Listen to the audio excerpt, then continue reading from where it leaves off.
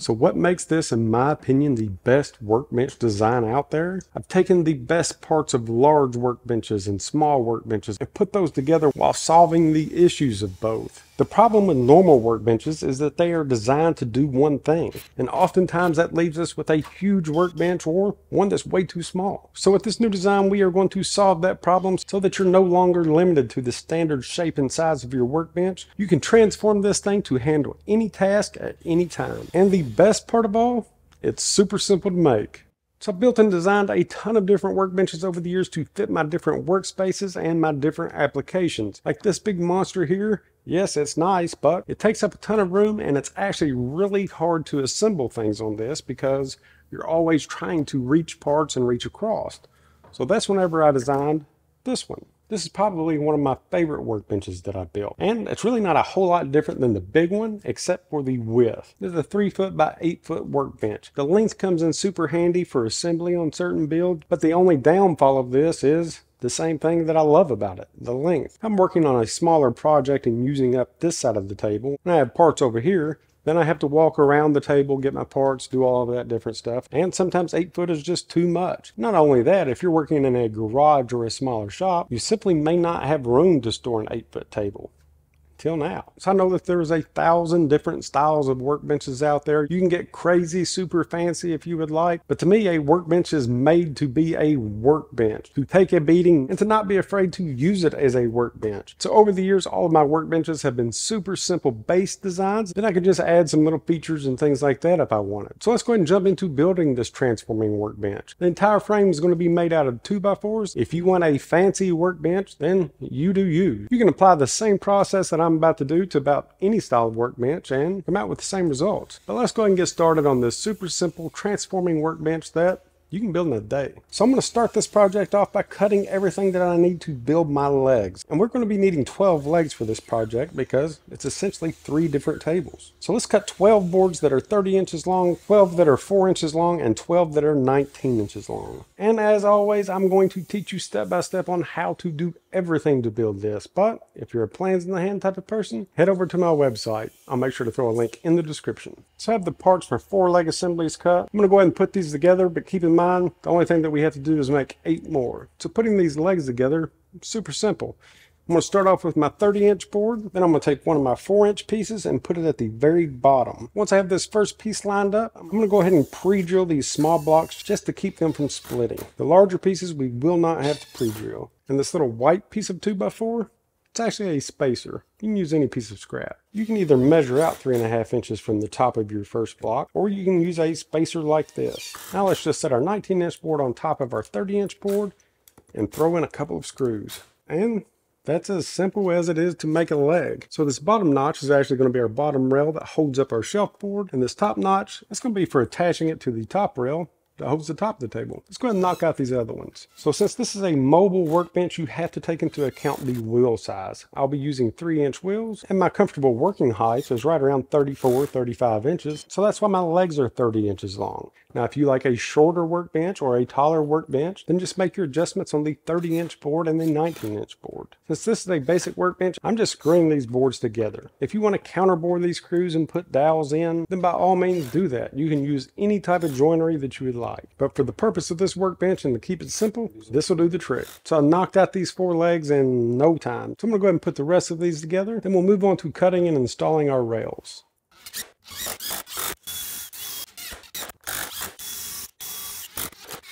Now we have all of our legs made and we can move on to our next step. But there is one thing that I do like to do to my workbenches, and that is to seal them. I do not want moisture getting into any of my parts and actually throwing this bench off of level. Now you can just do this with a normal sealer. For this one, I think I'm going to stain it and then seal it. So I'm just using a standard wood stain to stain these, but whenever I go to put my sealer on, I like to use an exterior finish. With all of the spills and mess that I make, I need it. Okay, so I have my legs stained. Let's go ahead and cut the rest of the parts that we're going to be needing for this frame. We're going to be needing 6 boards that are 48 inches long. These are going to be our top side rails. 6 boards that are 45 inches long. These are going to be the bottom side rails. 8 boards that are 33 inches long, which are going to be our main tables, end rails, and support. And then 8 boards that are 15 inches long will be our small tables, end rails, and supports. So now that I have all of my parts cut, I'm going to go ahead and throw a quick stain on these parts. Then we'll start throwing this baby together. Okay, so now that all of my parts have a stain, let's go ahead and break these down into kits. I'm just going to divide these things out for the big table and the two small tables. So we have our framing parts for our smaller tables over here. I'm going to use the rest of this space to assemble the frame for the main table. So there's a couple of different ways that you can assemble these things. You can build the top frames and the shelf separate and then add the legs last, or you can assemble one side at a time. I'm going to show you both ways to assemble this, and you can kind of pick out which one you think would be easiest for your situation. So we have our table legs for the large table. The 4-inch blocks are going to be at the bottom, and then we're just going to set in our 45-inch bottom rail.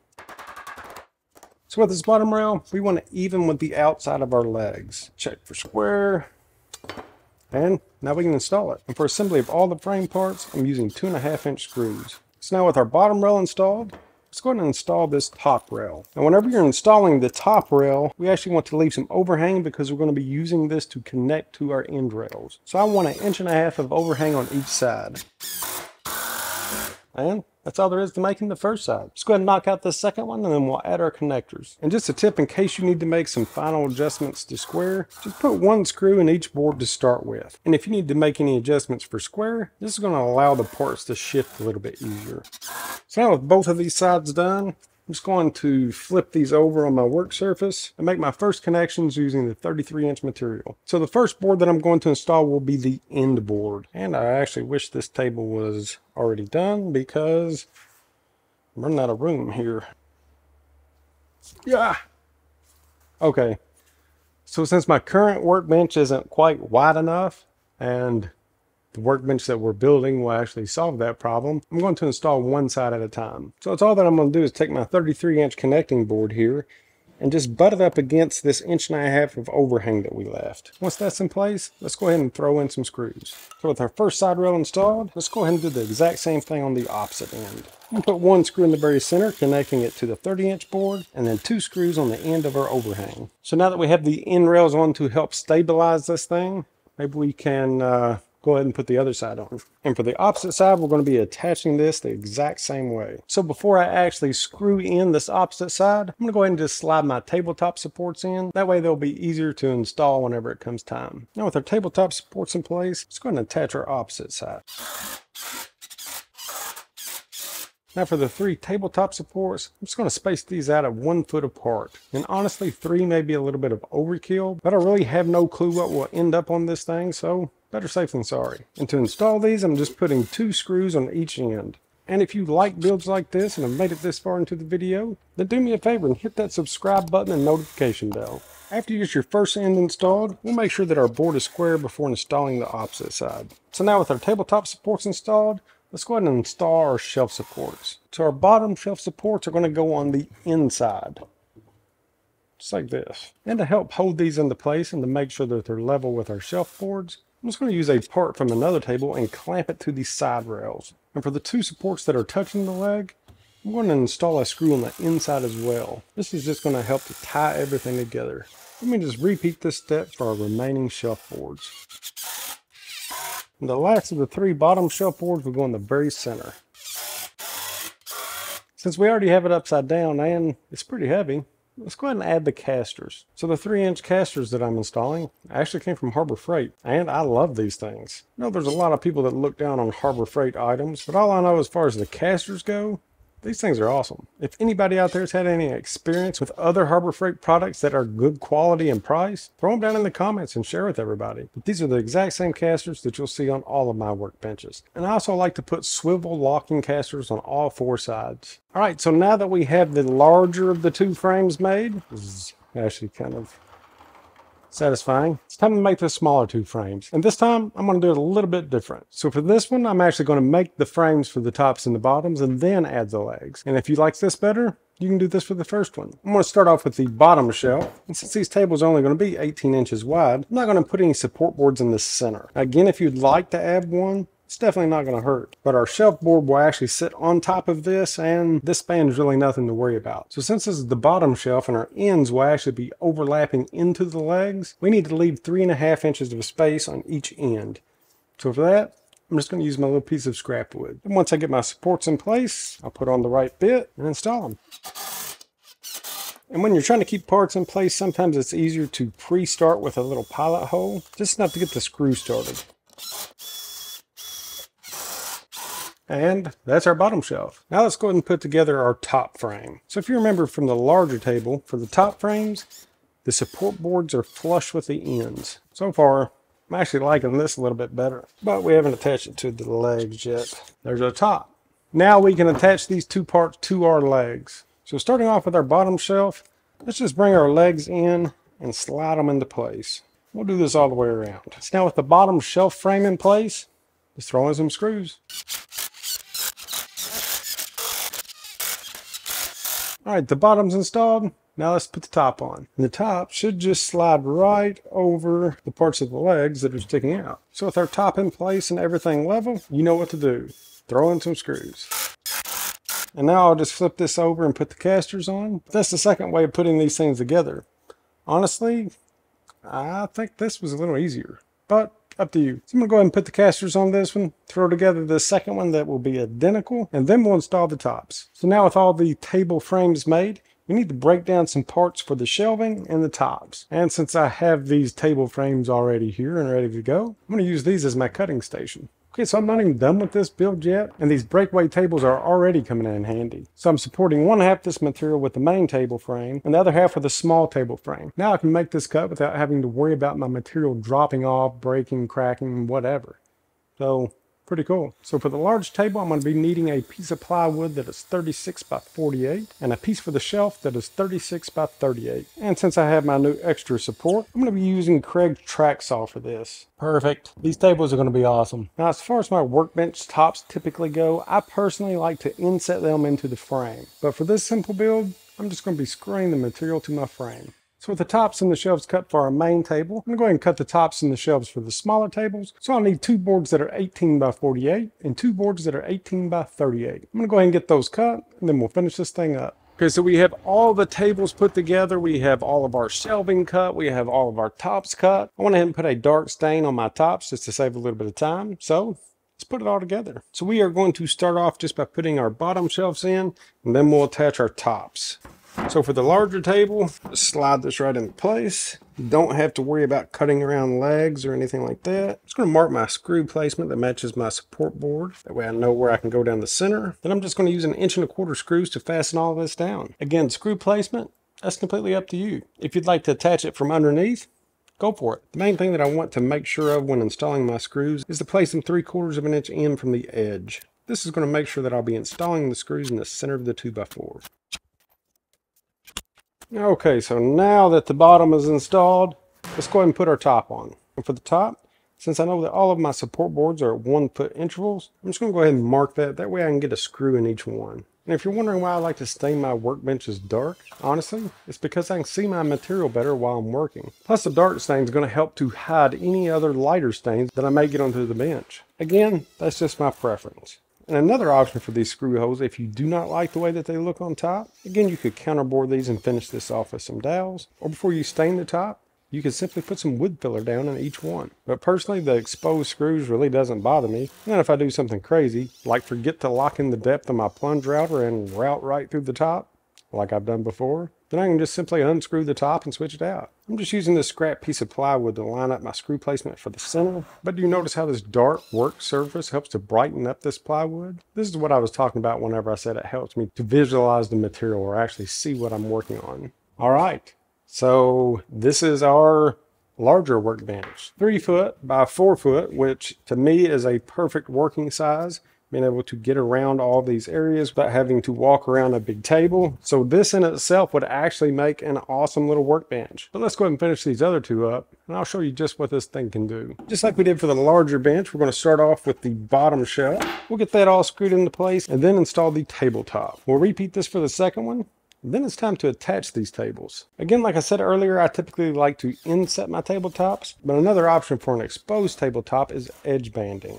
It'd be super simple just to go around each one of these edges. All right, so before we install any hardware or anything like that, let's check out our tables here, see how they match. All right, you see this? Okay, so we have a problem here, or I have a problem here, and that is that this work surface is shorter than this work surface. I'm really not sure how that happened, but It happens. Something is not level somewhere. Could be something as simple as a caster is off in size by 1/16 of an inch, or I simply made a cut that was off. I do it all the time. The most important thing with woodworking is not to be perfect. No one is perfect. Everyone messes up. It's figuring out what's wrong and how to fix it. So if you run into something like this, work the problem. I'm going to start off with my main bench, make sure that it is perfectly level. If it's not, I'll level it out. And the way that these are designed, they are super simple to level out. That's all that you would have to do is take out any of the screws that are connecting this top to the leg and just adjust them up and down just a hair until everything is level. That is one thing that you definitely want with a workbench, is a level workbench. Another very common problem could be my floor is not level. So even if my floor is not level, I want my workbench to be level. So let's check it out and fix the problem. Okay, so I'm going to start off with the workbench itself. That is level, level, level. We're going to go this way. That is spot on. And we're level. So the main workbench itself is perfectly level. Another thing to look for, make sure that your casters aren't sitting in a crack or up on a piece of sawdust. Don't want to level this thing out, then roll it to a different section and it's unlevel again. Obviously, we know that this is low and it's actually level to itself going this way, but not this way. So this whole side actually needs to go up just a little bit. So what I'm going to do is just back out the screws that attach the tabletop to the legs. And if you're interested in the community aspect of woodworking and behind the scenes content, make sure to check out our Patreon community. If something like that sparks your interest, check it out. I'll make sure to throw a link in the description and on my website. Okay, so now with those backed out, this tabletop is free to move around. You can actually lift it completely off if you wanted. But let's go ahead and use it to level this thing out. And since I know that my main table is level, let's go ahead and level this table out to this one. So I'm going to have to raise this up quite a bit. My guess is I cut my legs too short. It is what it is. So with one end of the level on the workbench, I'm just going to raise this back up until we are level in the back. So that's going to be here. Let's just see. Now let's bring the front up. So this side is level with my table and it's level with itself. Let's check this side. Go up just a hair there. Then we'll raise this side up. So now this table is completely level with this table and it's level with itself in both directions. Perfect. So now I'll just tighten up the rest of my screws and now we have a level table. I'll check my second one, see how it looks, make any adjustments if needed. Keep on rolling. So now that we have all that done, now we need to install our hinges if you want it hinged. Cool thing about these hinges is they are lift hinges, also known as flag hinges or whatever else someone wants to call it, but I call them lift hinges because you can lift them off. So I want these on the outside corners where our large table and our small tables meet. So if the two tables were pushed together like this, the hinge would sit just like this. Whether you want to inset these or not, that's completely up to you. The only difference is going to be if you inset these, you'll get rid of this tiny little gap, but honestly, this little gap's not hurting anything, so I'm going to go ahead and just put them together as is. So now that I know where I want my hinge, I'm going to install the bottom first. I'm just going to lift this off, and these will actually have a tiny lip right here that will seat itself against the edge of your material. So I have this one already seated, the height that I want. I'm just going to mark my position and then go ahead and pre-drill my holes. And with my hose pre-drilled, I'm just going to install my screws. I'm using a bit longer of a screw than what actually came with this. But if you like this type of a hinge, I'll make sure to throw a link in the description. Now to install the top part, I'm just going to set this on top of my bottom hinge that's already installed. Then I'll actually open this up and install it from the inside. So now that our hinges are installed, just took a small piece of scrap plywood and screwed it onto both ends of this table. That's just going to help to match the spacing of the hinges for whenever we fold these wings up into the base. So now with the wings folded in, our 3-foot by 8-foot table is now a 4-foot by 6-foot table for those larger projects. So I'm going to fold this back out, install a toggle clamp on the end, and we're ready to rock. So with this little toggle clamp, I'm going to install the latch on one of the wings. I'm saying wings, but one of the ends of the tables, and this little catch on the other wing or table. I'm going to start off by installing my latch. Then I'll check to see where my placement needs to be for the catch and install that. And the purpose of this little clamp, so I can lock these two wings together and I can move this table as a single unit. So now with the toggle clamp installed, it locks all of the parts together. And the good thing about these toggle clamps is that they actually come in like a 4-pack or a 6-pack for pretty cheap. So if you find a specific configuration that you like and you find yourself using a lot, install some clamps in that position. That way you can easily lock everything in. So in my opinion, this is the ultimate workbench. Not because it has a ton of bells and whistles, but because it's versatility. There's times that you need a 3-foot by 8-foot table, and there's times that you need a 4-foot by 6-foot table. Really just depends on the material or the project that you're working with. And with this thing's ability to transform, the possibilities are endless. As we figured out during the video, it makes awesome circular saw material support. It's perfect for odd-shaped projects. You could create workstations and part stations while making cuts. And with the wings opened up, it's a perfect miter saw support, or detached, they make perfect infeed and outfeed tables. And just since I've had the prototype made, I cannot tell you how many times that I have used one of these little detachable tables. I mean, these things are crazy handy. You can be making cuts, putting all of your parts on, and just take it to where you need it. So I guess that's it for this video. But before we go, I wanted to mention how much I loved the comments from last week's video. We had a lot of really confused people with wingnut, but we had a ton of awesome comments, and I wanted to share a few of my favorites. So while you're checking these out, we're going to keep this going. I want to know who made it to the end of the video so I know who to respond to first. So for this week's word, we're going to get a little bit southern here, okay? I'm from Kentucky. I actually edit out a lot of my slang words and try to control my accent just a little bit because it gets pretty deep. But during this build, not everything went perfect. It actually got a little cattywampus at one point when everything didn't level out. But we worked the problem and we fixed it. So cattywampus. So that is a total hillbilly word, and I use it all the time. So in the comments, let's share some out-of-the-box ideas that we can use this table for, and start your comment with the word cattywampus. Now, if that doesn't throw some comment warriors off, then nothing's going to. Till next time, we'll see ya.